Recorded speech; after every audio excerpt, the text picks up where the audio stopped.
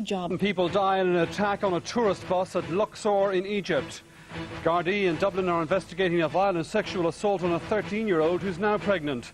And a judge severely criticises one of the country's biggest construction companies for its safety record.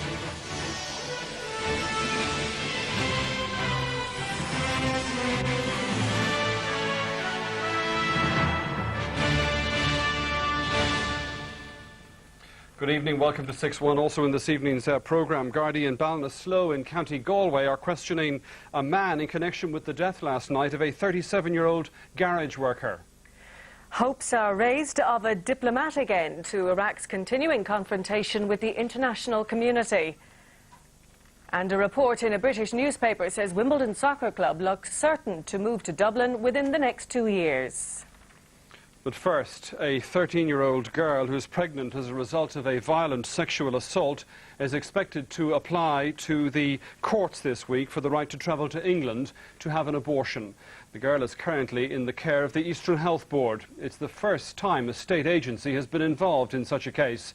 The board is expected to refer the matter to the High Court. There have been predictions that we may be facing into another crisis over abortion. The Gardaí in West Dublin have confirmed they're investigating a case in which a 13-year-old girl has alleged she was beaten and raped. The girl is now said to be 12 weeks pregnant. It's understood the girl and her parents are in favour of an abortion.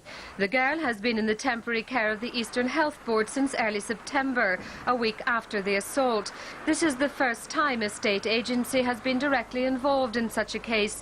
The Eastern Health Board has said it would be inappropriate to comment, but it's understood the board may refer the matter to the High Court. The underlying article of the Constitution with which we're dealing is Article 43(3) of the Constitution, which protects the right to life of the unborn child. And the state of which the Eastern Health Board is a segment is committed under that and obliged under that article of the Constitution to vindicate and preserve the right of the unborn child. So I think it would be necessary for the Health Board to go to court and clarify the position.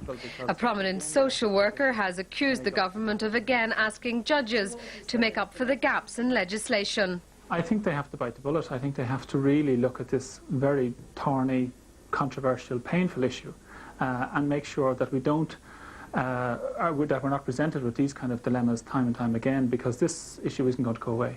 An application is expected before the court soon to allow the girl the right to travel to England to have an abortion.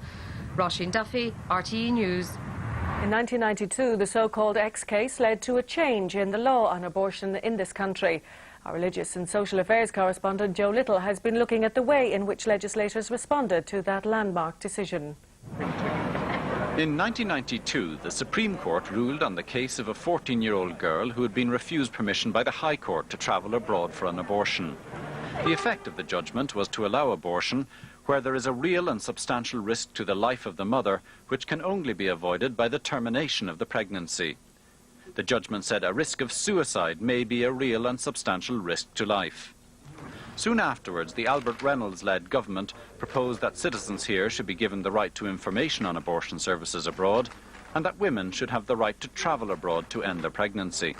The voters backed constitutional amendments on these two issues, and the right to information was enshrined in 1995 legislation steered through the Oireachtas by Michael Noonan and the Rainbow Coalition. But back in 1992, the Reynolds government also proposed a third amendment on the so-called substantive issue, which said abortion should be considered legal only if the termination is necessary to save the life of the mother, where there is a real and substantial risk to her life, not being a risk of self-destruction. The voters defeated that amendment. During last summer's general election, differences emerged between Fine Gael and Labour over what to do about the X case ruling. Dick Spring contradicted John Bruton's assertion that there was no need to legislate for the X case. And Bertie Ahern came up with his own proposal. All of my advice is, which I think is the right advice, is the formulation of a green paper where everybody can have an input, and then trying to forge a national consensus to deal with that, both constitutionally and legislatively. But 5 years after the X case, nothing has yet been done to legislate for the substantive issue in that Supreme Court ruling, that a woman should be allowed to get an abortion here if her life is in danger. And it's still up to the courts to rule case by case on this politically sensitive issue.